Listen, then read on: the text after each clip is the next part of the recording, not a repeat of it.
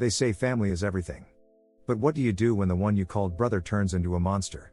This is a story of love, betrayal, and a woman who found her strength in the midst of pain.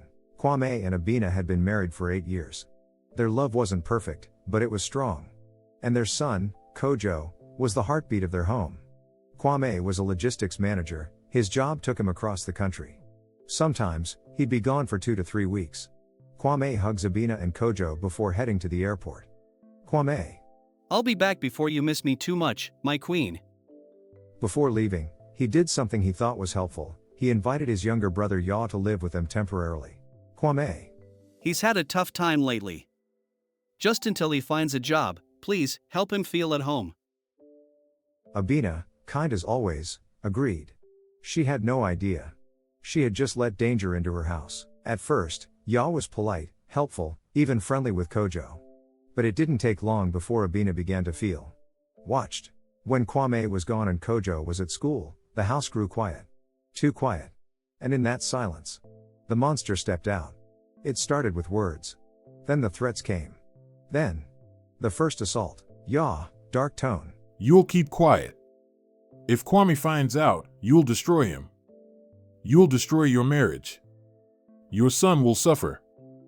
He made her feel powerless. And she began to live in fear, pretending everything was normal. When her soul was bleeding. She tried to confide in a friend once, but when Ya found out, he threatened her again. Don't make me ruin your life, he whispered in her ear. She began to lock her bedroom. But locks couldn't stop him.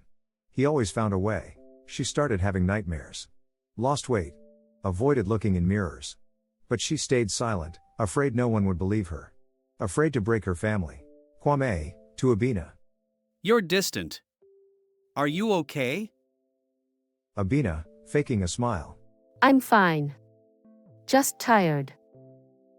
One night, Kojo wakes up to hear muffled crying.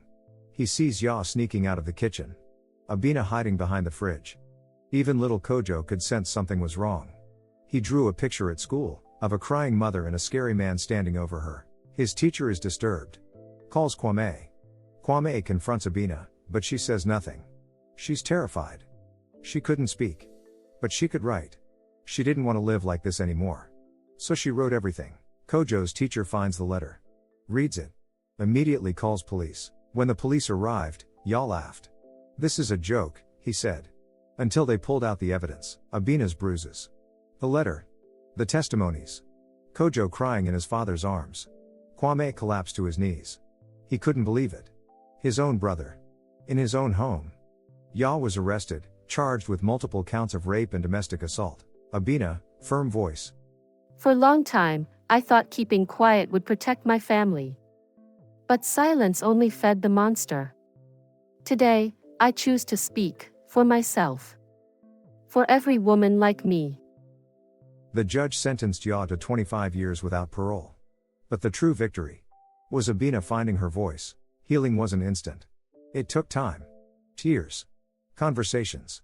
But Kwame stood by her side. Not as a man ashamed. But as a man ready to love her through her pain. Abena was once a victim. Now she is a survivor. A warrior.